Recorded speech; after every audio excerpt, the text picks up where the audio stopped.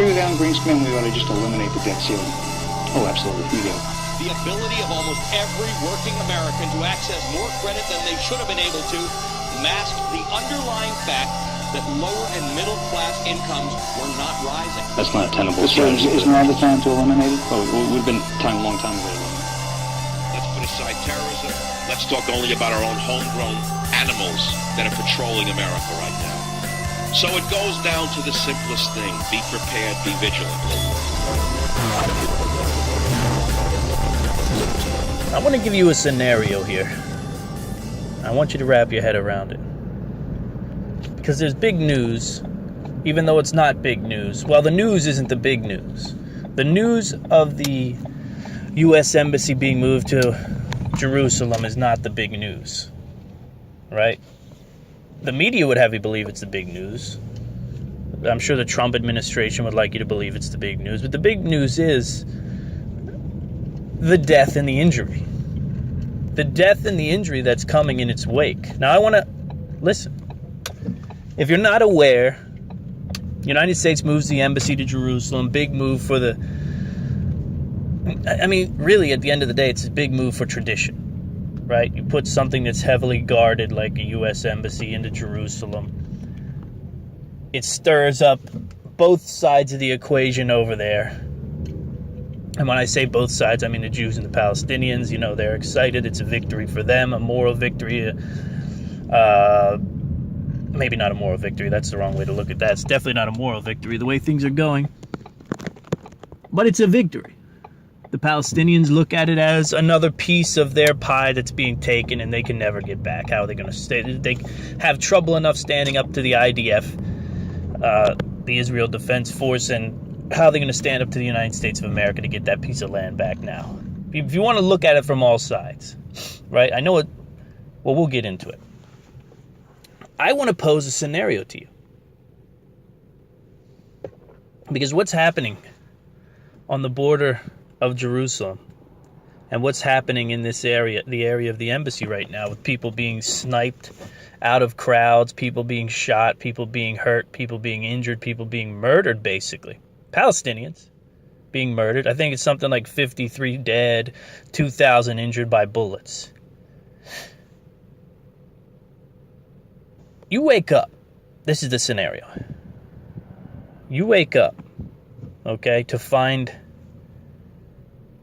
overnight a rush of Ecuadorians, El Salvadorians, Mexicans, Hondurans, all hit the American border at the same time.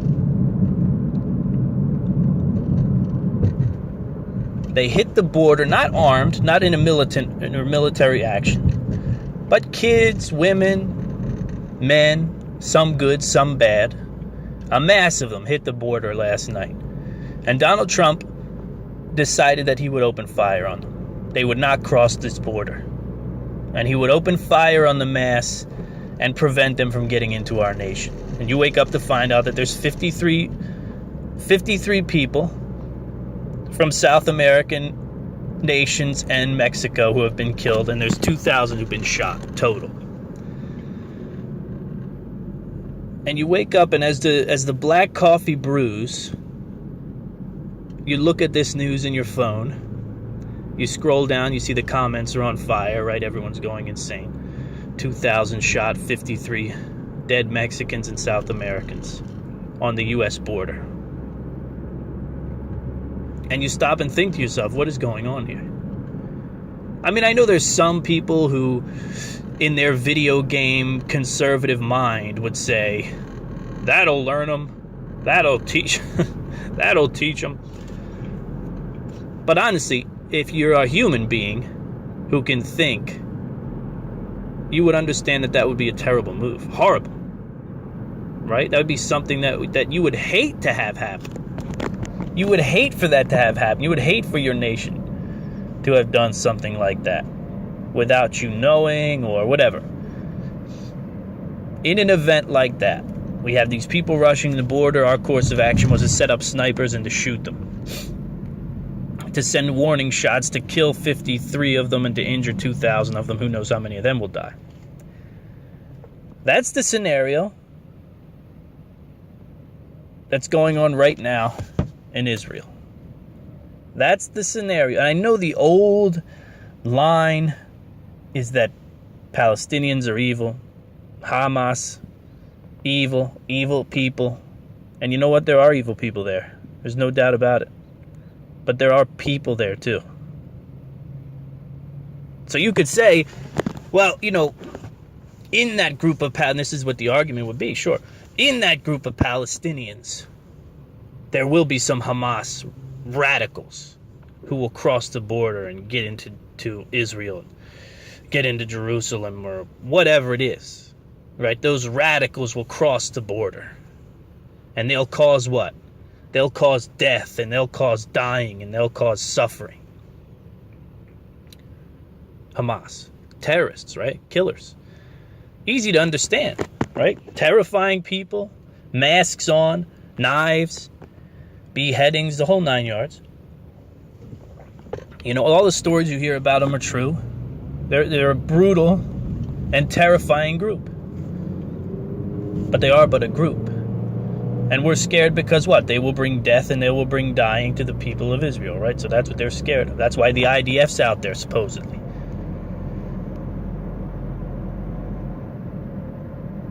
What comes from the south border of America? Now, there's no, you could say MS-13, they're a problem. They do gang initiations, innocent people get killed. But I want to tell you something right now. Israel's a smaller country. They're surrounded by Arabs, as they would call them, right? Who they don't treat very well, by the way. They're surrounded by Arabs, and yeah, you could say it, right? I mean, there's no reason why I can't say that the Israelis are inherently racist towards Arabs. And that's just what it is. If you look into how things are set up in their nation, you will quickly be able to see, okay, yeah, if you're an Arab in Israel, you can go to Israel, but it's not going to be like you're a Jew in Israel. Very different. So you're not setting yourself up in a good way to make friends with your neighbors over there.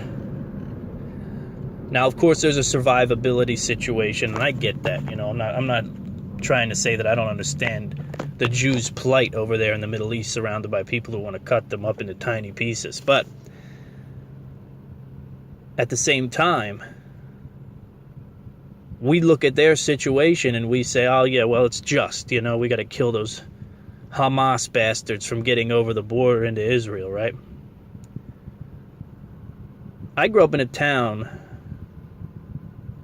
called Marcus, Pennsylvania. And as my life has gone on, Marcus, Pennsylvania has become basically, I'm sure there's people who live in the homes there still, but it's basically become a collection of headstones when I drive through that town. The Marcus that I grew up in, and now I tell you all about Marcus. It's an oil town. It was a place that was built around textiles and oil. There was a village built for the workers who lived there, and that was Visco's village where I first lived. And it was a small town built for workers. It's a small town outside of Pennsylvania. Outside of Philadelphia, rather, at southeastern corridor, Pennsylvania and Delaware County. But when I drive through there, I have memories. And almost every block now, I can point to a headstone in that town. On almost every block. Someone who's died in that town, not from old age. It'd be one thing, right? I'm 30 years old. Old Mr. Smithers used to live over here, and old Willie Banks used to live over there, and that's the story. No. Drugs. Drugs have leveled families. Drugs have leveled portions of my own family. Drugs have leveled Marcus Hook families and families around that area and families around this nation. Leveled. Right? The opioid crisis is like the Loch Ness Monster. It peeks its head up every once in a while and gets some news coverage and then gets quieted down really fast. And then the brilliant people in Philadelphia think that they're going to create clinics where these opioids addicted, well, addicts is what they are going to show up and inject themselves at these clinics and do it quote unquote safely, right? Who's going to pay for the clinic? You, me. Who's going to pay for who's going to pay for anything, right? It's the guy behind the wheel of the car listening to this podcast. He can feel his wallet getting lighter already. That's how it works. You pay for it. We don't want to pay for it. You pay for it. We just want to make everybody comfortable. As long as everybody's comfortable and you're getting stolen from, then we can keep this thing moving. So I bring up Marcus Sook, why? Because I've watched family, I've watched friends, I've watched acquaintances, I've watched neighbors all die. I've watched things exponentially worse than death happen to people. Exponentially worse than death. Right? You could say what you want about death and dying. It's profound. It's terrifying. But I've seen things happen to children who are they never had a choice in the matter. I've seen exponential horrors levied upon children because of drugs. Now, where do the drugs come from? All right, in Israel, we don't want Hamas to cross the border. Ooh, we cannot have Hamas cross the border because they will come across and they will do damage and they will kill people and they will destroy families and break hearts. Right? That's the line. So they're shooting people at the border. Where did the drugs come from? Where did those drugs come from? Where do the drugs come from that have leveled my nation and the youth therein? That have started the next generation of Americans at such a detriment it's hard to even wrap your head around. Right? So we thought it was bad when we grew up in a time where, okay, not a lot of families have dads. The dads are running around. The dads are running away. Now the kids, they don't even have dads. They don't even have moms. They're getting raised by grandma. Mom shows up, steals their toys, sells them. Dad's been in jail. Mom's in and out of jail. The babies are born addicted. They got to fight through that in the first hours of their life. Where did drugs come from? Why do I bring this up? You know, you have to understand my motivation here is not to say we need to shoot Mexicans coming over the border. I'd never say that. I don't think that's the answer. I know for a fact that's not the answer. But I want you to understand, I think what I want you to understand is that there's this thing about humanity that we have to all be on board with.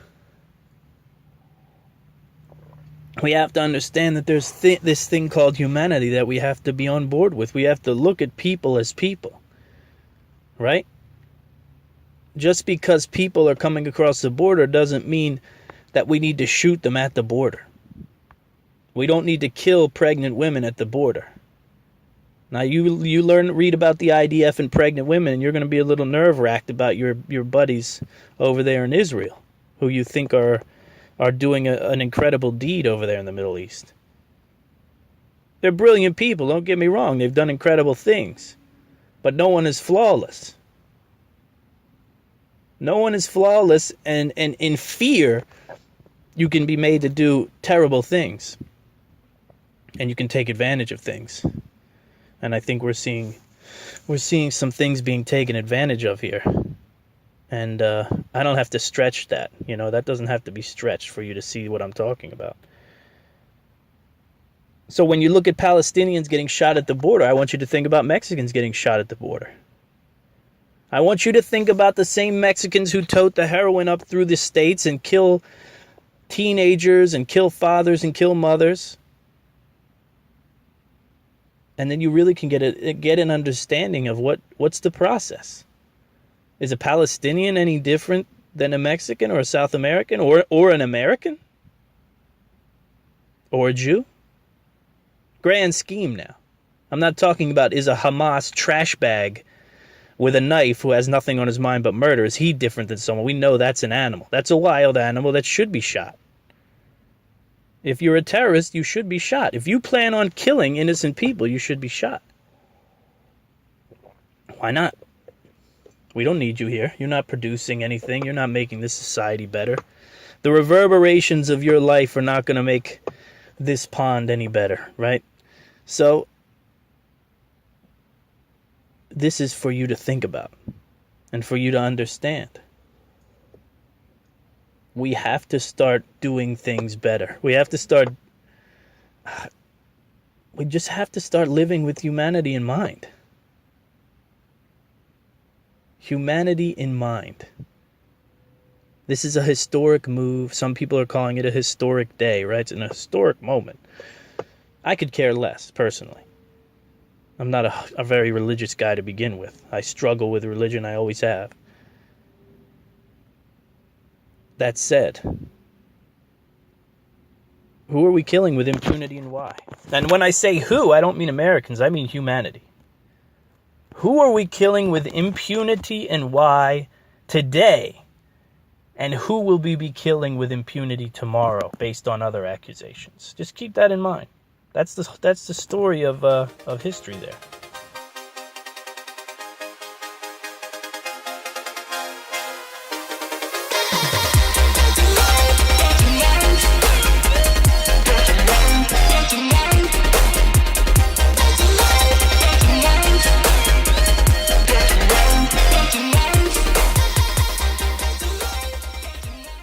Look, this has been a long time coming, but to do a show about prepping, to do a show about survival amongst the other things that I do a show about, you get put in this corner where you really have to find the perfect thing. You really have to find the perfect sponsors if you want to have credibility, and that's a huge reason why I do this show.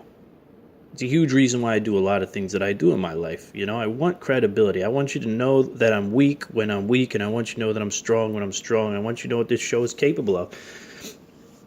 And I've been approached by people before with survival kits and survival products, and I've told them, you know, most of the time when I tell people the price for the show, if they're peddling something terrible, they often don't bite because of the cost to sponsor the show anyway. But I want to tell you about WGBushcraft.com. Go check out WGBushcraft with a K, craft with a K.com.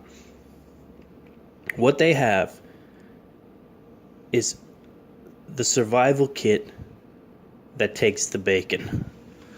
It really does. I mean, this is a thoughtful creation that, well, what I like most about it, and the survival kit itself is available at WGBushcraft.com. It's called the MHA Bushcrafter. Okay? The Backwoods Survival Kit. And it comes with 15 essential survival items. What's awesome about it is it's inspired by an Appalachian Trail pioneer named Myron H. Avery. And it is created by his relative, the man who owns WG Bushcraft, which is also a survival school, a creator of gear, amongst other things. This kit was put together by a survivalist, for survivalists, and even for the common man, which is what I like about this thing. It carries well. It comes with tons of great items. Waterproof thermal survival sleeping bag.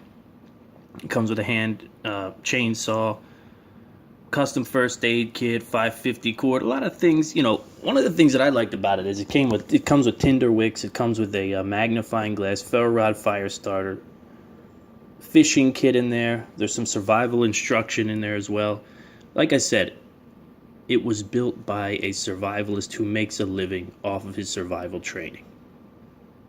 You know, here's a guy who sits in front of people all the time. You can't put garbage out to the public if you're sitting down with people that you're selling to face to face. Now, if you're a guy who lives in an apartment in San Diego and, you know, you're drop shipping survival kits to people all over the world, and you can give them a box full of garbage. And you know what else I love about this thing? Let me tell you.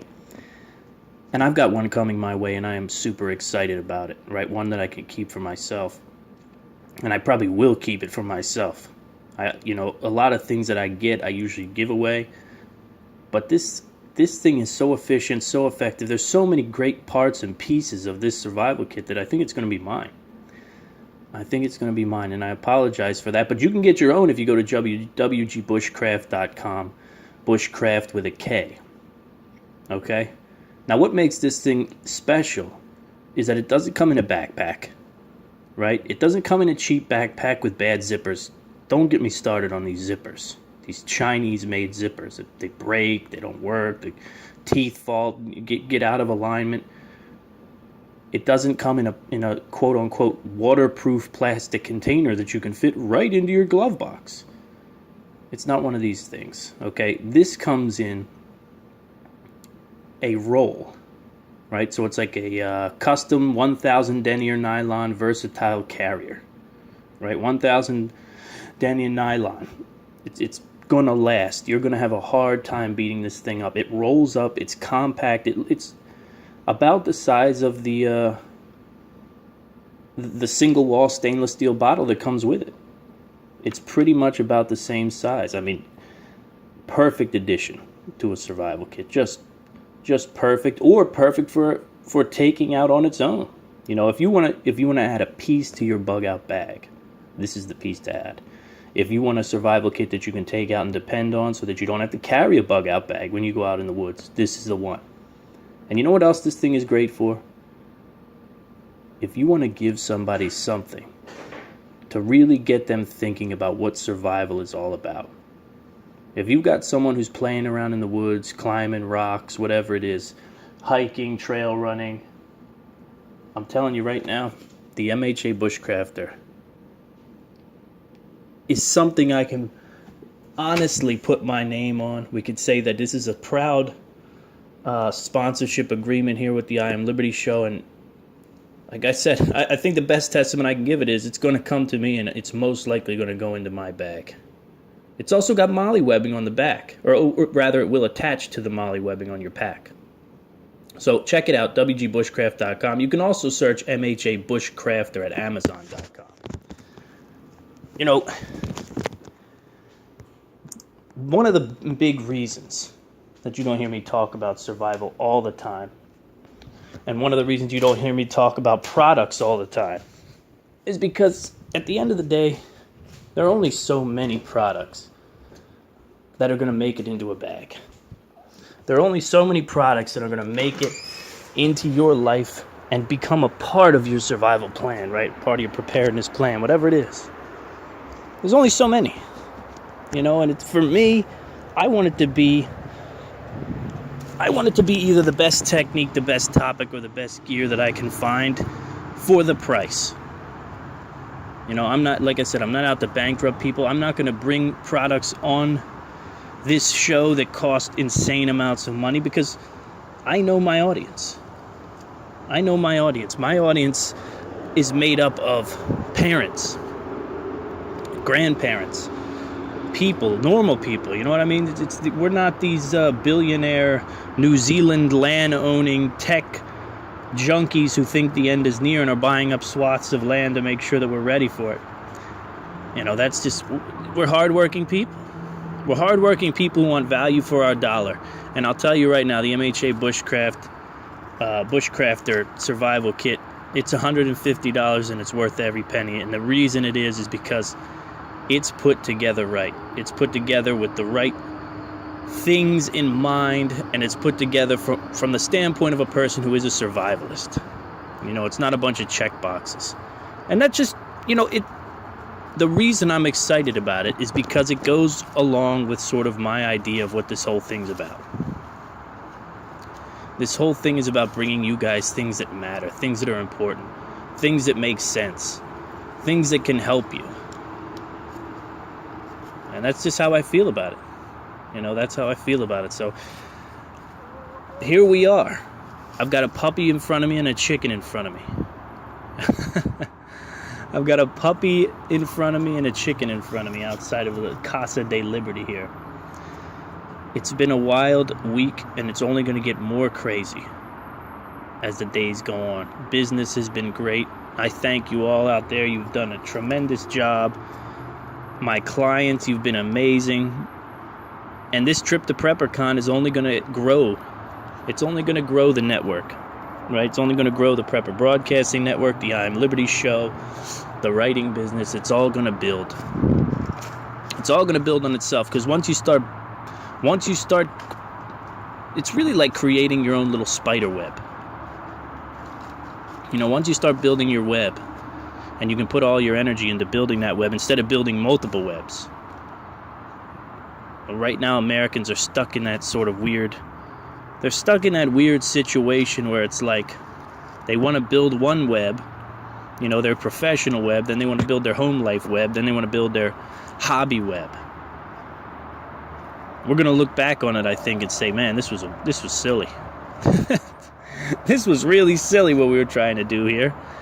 We're over here trying to collect it all, put it into one web, put all your energy into it, and push the ship off, man. Just push it off. Just ship yourself off into the journey of whatever this is. You know, whatever this thing is that I'm doing. I wish everyone would do it. I really do. Pass or fail. You know, pass or fail. Give it a whirl. I bring this message on a regular basis because it's not because I'm selling an affiliate product and I want you to go start a Weebly site and I get an affiliate payment off of that. It's not, you know, it's because there's serious liberation in it. There's serious liberation in finding out what it is you like to do and then slowly putting out that line of thread and building an entire web around it. You know, you are surrounded by the people you want to talk to, talking about the things you want to talk about, doing the things that you want to be doing. And you're enjoying yourself. What can I say? What's better than that? In the long term. In the long term, what's better than that? There's a lot coming. I want to tell you guys about a story that's up on the I Am Liberty Show website right now.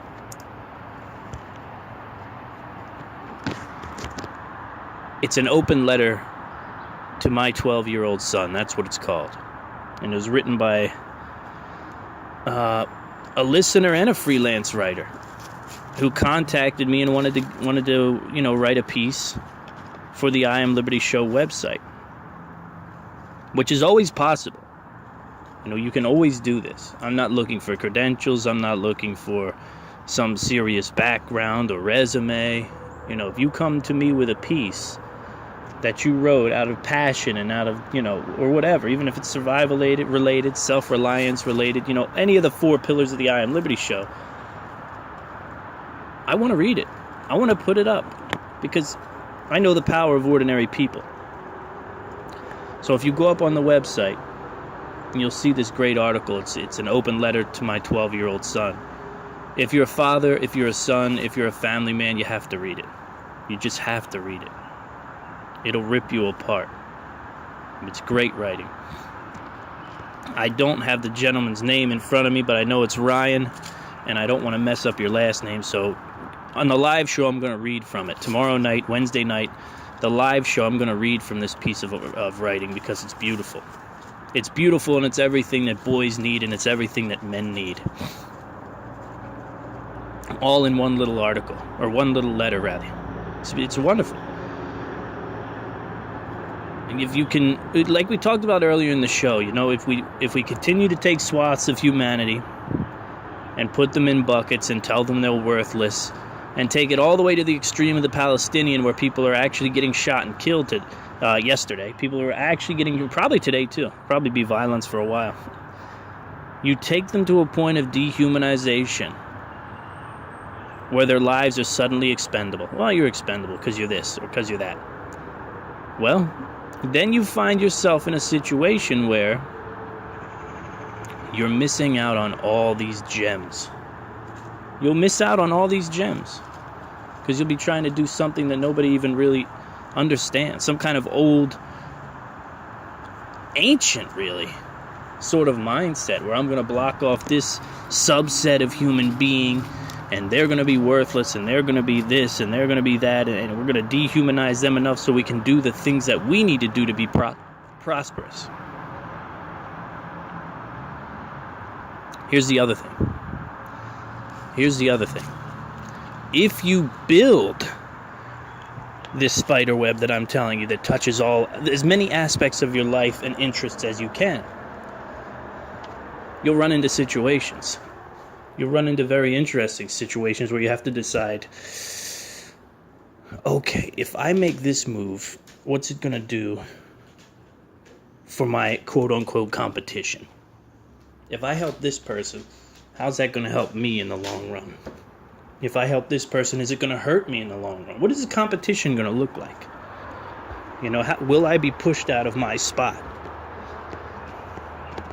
As you build your web, you start to realize that there really is no competition because you are you. And your spot is always changing. Right? So let me give you just a quick, short example. 2 years ago when I jumped into this thing, a little less, year and a half, something like that. When I first jumped into this thing, I was a freelance article writer.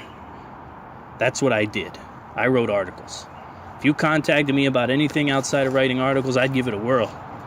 But I definitely wouldn't call anybody up saying, hey, I'm going to write ebook for you. I'm going to write a free report for you. I'm going to create an infographic for you. All the stuff that I do now, I didn't do back then. So I would have thought that a blog writer was my competitor. I better not give him any work. Better not let anybody else get that job, or else, I'm going to be out of work. Over time, I built skills, and all of a sudden, that person that may have been competition, I've opened the door to all kinds of other competition now. I've opened the door to opportunity is what it is. Right? And you build upon that. Now we're looking at a time and place where the I Am Liberty show is slowly but surely becoming an income stream also. Thanks to you. Thanks to you, the listener. You support these people. You support the Colga Silvers. And I know you'll check this survival pack out.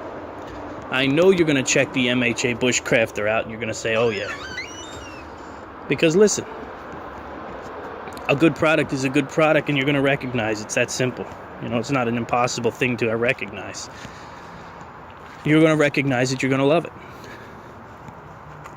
But it's because of your support and it's because of this growing web, like I told you, right? This growing web that I've been building and putting all my effort into, that we have these opportunities that just keep growing. And you find out that you're not one thing anymore. No, I'm not just a freelancer. I'm not just a writer. So what business do I have pushing down another person because they're a writer too? Probably amongst other things. Probably amongst other things. So I'm going to sit here and try to block someone from opportunity. I'm not going to do it. Also because the entrepreneurial spirit in America is just on fire right now. I mean, there are so many you just look at the exhibition list for people at PrepperCon and you'll be blown away. At a small little, niche event like this. There's going to be 13,000 people there. There's going to be exhibitors there like crazy. And we'll be trying to figure out, and we'll be worried about, what are we going to do with this competition? How are we going to... I'm going to meet people. I'm going to smile. I'm going to talk to people. I'm going to give great advice. This is what I do. People call me up. They have dreams. I tell them about it. In the back of my head, I say, I'm not going to lie. In the back of my head, I say I should probably charge for this. But then you realize you're the sum of all your efforts and all your years on the planet. Right? That's what you are. So at the end of the day, what am I going to get out of you? $50? $50 or to know that I changed your life for the better. So outside of these issues, outside of what's happening in the world, what's happening in my little world, I wonder a few things. One, what's happening outside of your world? You can always contact me. Go to the website, IamLibertyShow.com. Tons of stuff up there. There's so much stuff at IamLibertyShow.com. It's outrageous.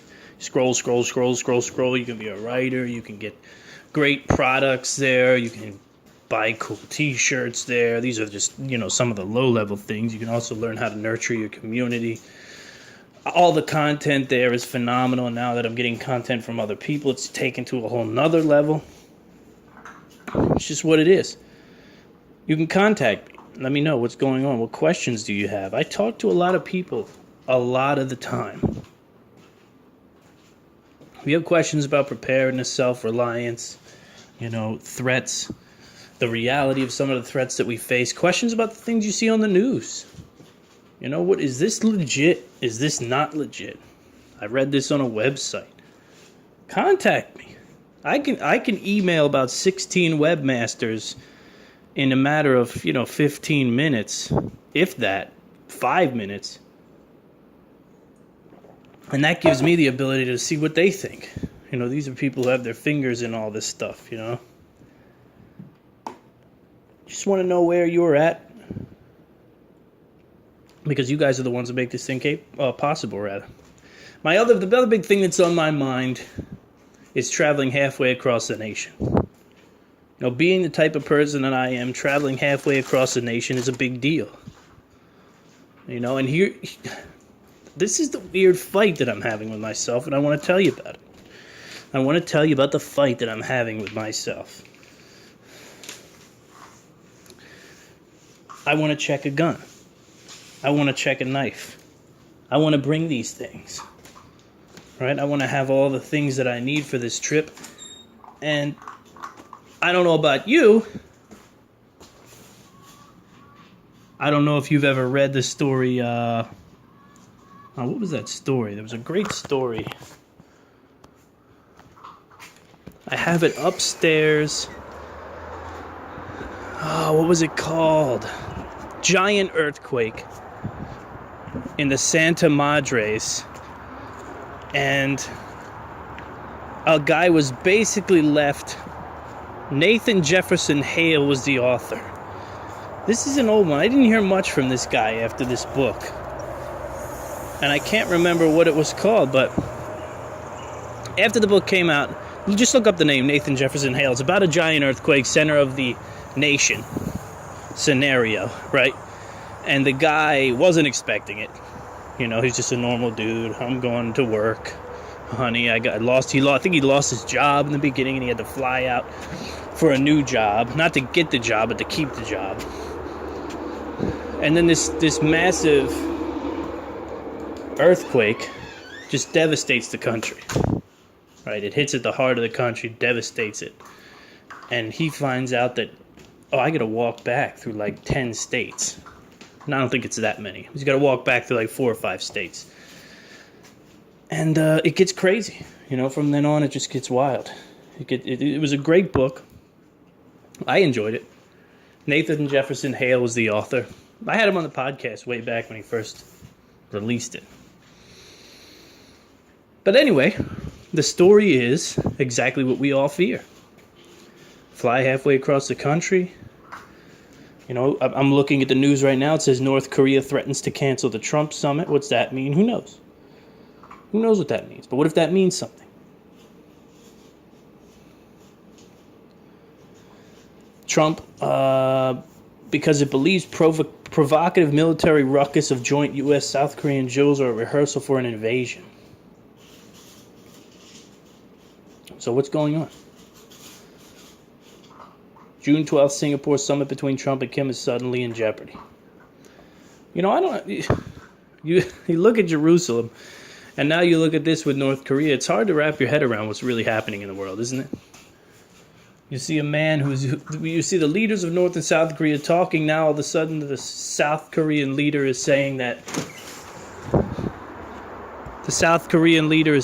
there's some sort of situation going on where we're gonna do our wartime drills. We're gonna do our wartime drills with America, and that's gonna be a big issue. Now North Korea doesn't want to talk. Just had a giant bird swoop around the backyard. Chickens were going crazy. I didn't know why. I ran out here. It was a big old turkey buzzard or something. Now I know why they were freaking out. That guy must have been sitting up close trying to get a meal. It is dinner time, buddy, but I wouldn't recommend it. I wouldn't recommend it. Let me go walk over here and just see. But anyway, like I said, things are unstable, And you find yourself wondering, how far do I go for this thing? How much do I do? Because what immediately comes to mind is I want to go as minimal as possible. I'm getting a great bag over the next couple of days. I want to fill that thing out with the things that I think I'm going to need. And I feel pretty confident in the fact that even if things did go bad, some quality foot gear, right? If I've got some quality footwear and some ways to mitigate blisters and things like that, I mean, I'm not really terrified about having to walk or find rides or whatever it is, however long it takes. You know, you bring it up on Google Maps and get a feel for what an unhindered trip from Salt Lake City back home to Virginia would look like. And trust me, it's no easy feat. I mean, it's not a fun time. It's most certainly not a good time. But then I think about having minimal gear to carry. And what a good deal that is, too. I'm not sure. I'm on the fence about it, I told you. I'm not quite sure. I've thought about it many ways. I've thought about it from a lot of different angles. And I've also thought about it from the sense that the highest probability is what? The highest probability is shit doesn't happen. You just get on your plane at the end of the trip, you come home. So that's what I'm at war with. And usually when I'm at war with things, there's some good that comes out of it. So I can promise you there'll be some good that comes out of it. And I'll have a decent video up about exactly what it is I decided to do, why I decided to do it, what things made the cut. Like, for example, one thing that I think has to make the cut is the Katydid Hiker Pro. Because it's one of those things, can't work my way out of it. Well, I can, but it doesn't make sense, right? Cross-country walking or bike riding. I mean, I'm taking a bike. It's going to happen. Cross-country biking, whatever it is. You're going to need your water. And one thing you're not going to want to do is you're not going to want to stop every time you get thirsty and build a tripod and start a fire to get charcoal and, you know, filter water, then boil water. And you know what I mean? It's just not going to be one of those things. You know, you're more likely going to want to travel back roads, because maps will be one thing that I do take. Travel back roads, make it back to, you know, a water source, sit down, hydrate, eat whatever it is you've scrounged, because you're not bringing, you know, there's no way you can pack enough food for a situation like that. Let's say, what could we be dealing with? Well, if the super volcano erupts, it's over for me anyway in Utah. You know, that's a done deal. I'm finished.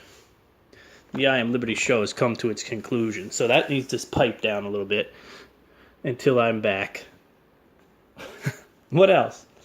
You know, military action, whatever, collapse, riots, whatever it is that could impede me. There's no way you're going to be able to pack enough food to make your way back. But there are things that you have to have, right? There are things that you definitely should have. You know, it's going to be hard for me to leave without some duct tape.